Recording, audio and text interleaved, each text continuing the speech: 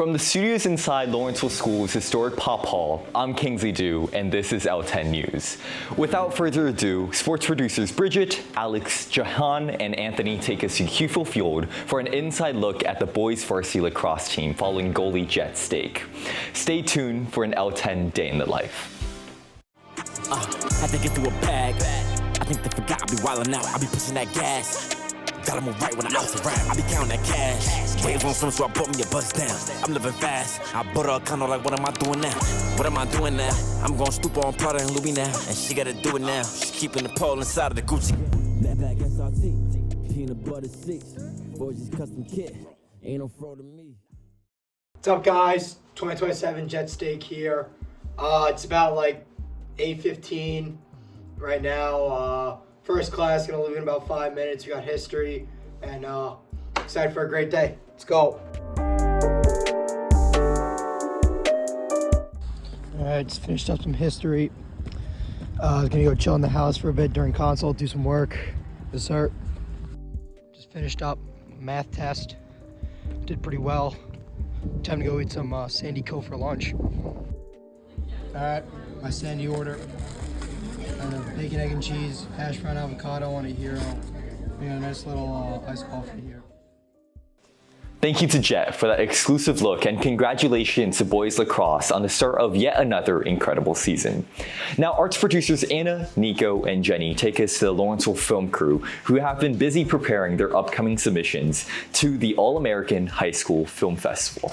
Hey guys, welcome back to L10 Arts. I'm here with Madison and Anna, two participants of the All-American High School Film Festival, and I'm just here to ask you guys some questions. What kind of got you guys into the festival?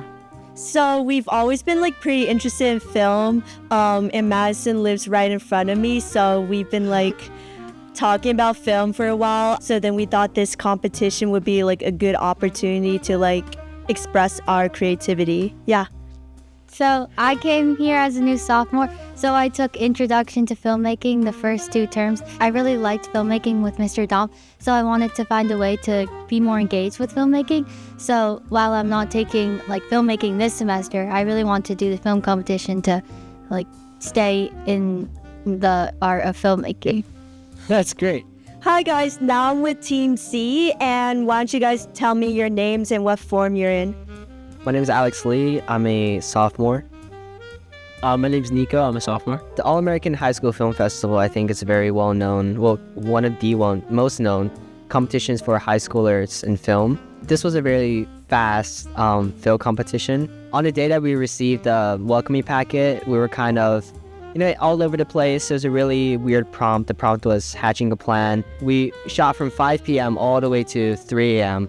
And then the next day I had to edit everything. Slept the first period editing everything. It was a big process, but in the end, I think what we came out with was something extraordinary. I got told the day of that I was acting, so kind of memorizing the lines or trying to get to know what I'm going to say and getting to know my character was really difficult, but there's a lot of moments that were really fun. Yeah, I'm really glad that this project was both really fun, but also definitely really challenging, especially with the tight deadline. So do you guys have any last words or anything to say? I encourage everyone that's trying to do film or trying to get themselves interested in this certain area to join the Lawrenceville Film Crew, hosted by Kayla Yang. I think she's taught me a lot throughout this process, and this is the second film I've made with her, and I think anyone that's willing to try out something new should come join. I completely agree. I feel especially for actors, it's a way to kind of engage with the student body and other people who are interested in the same things you are. And you kind of get to create a masterpiece, really, that you're really proud of. Thank you. Can you guys tell me about one behind-the-scenes moment that you guys think is really funny or really interesting? We used eggs in our film and we threw them on the floor in the KMSC, so we had to stay and clean them up. And we only had 3 takes, and even with those 3 takes, it still took half an hour to clean up, so it was not really, yeah. Wow. Wow. You guys would do this again? Yeah, I would do it again, even though I got no sleep last night. It's okay. Yeah, totally. Great. Thank you guys so much. We wish the best of luck to this film crew in the festival, and we're so excited to hear back about your results.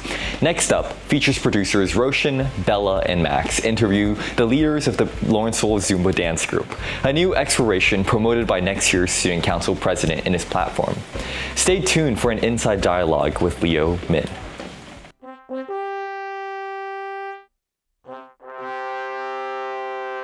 My name is Vassar Trumians, and I'm a leader of the Zumba program at Lawrenceville. And you know, it's just a program to bring some light to Lawrenceville's campus, change up the daily pace of life that sometimes students feel trapped in, and just provide a little excitement, a little joy. My favorite part about Zumba is definitely the music.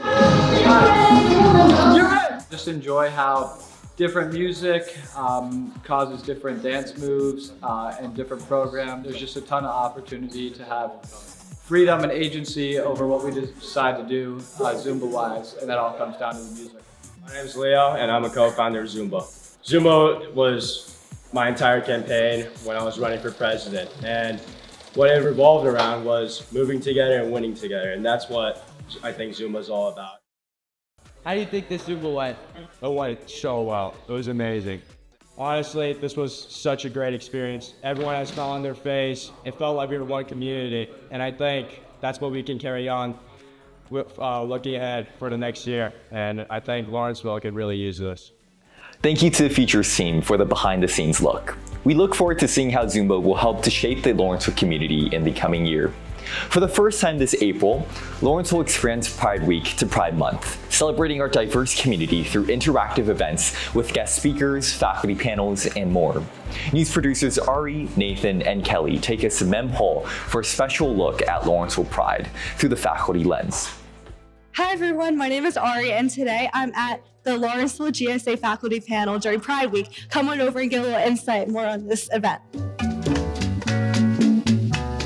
For me, I was really drawn to it because one of my friends joined the GSA in her freshman year, and I was like, why not? So I signed up. I joined one of the clubs, and I really, really loved all the vibes that were happening in there, and I was like, I want to be part of this, so I just kept getting involved. I'm an international student, so when I first came here and seeing how vibrant the GSA community is here, I was just really surprised. I was like, wow, I want to be a part of that. I want to organize events that make people feel like that. One of my favorite events that I've done before was the Pride flag raising last year, which is gonna happen this Friday. It's so great because it's one of our most attended events every single year, and it's just really, really nice to see so many people come out and support.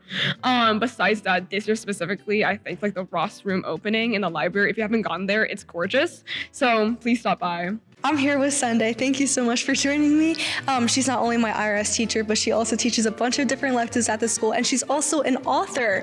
So can you tell me a little bit more about your history of being an author and writing? Yeah, of course.